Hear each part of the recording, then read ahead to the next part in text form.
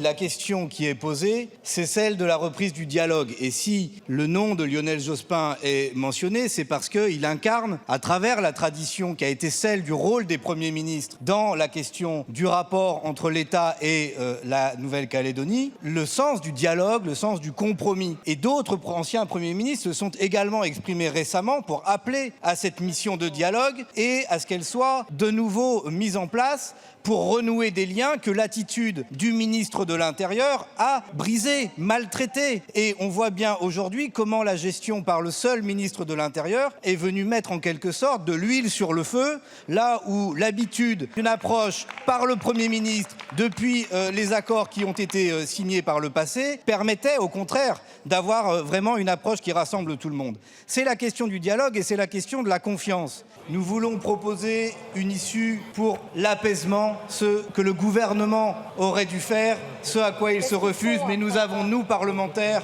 la possibilité d'en prendre l'initiative.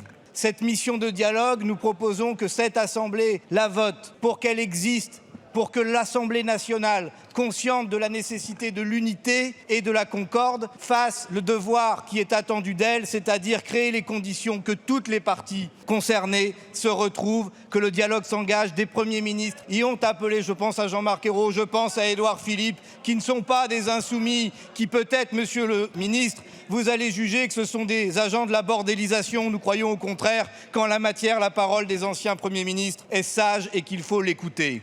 Il y a là une question de cohérence, je vous l'ai déjà dit. Vous ne pouvez pas dire à la fois quand il s'agit de la révision constitutionnelle pour la Corse que vous êtes soucieux de l'accord unanime des élus de la collectivité territoriale de Corse et que quand il s'agit de la Nouvelle-Calédonie, vous êtes prêt à passer outre l'accord des élus locaux élus par les populations de ce territoire.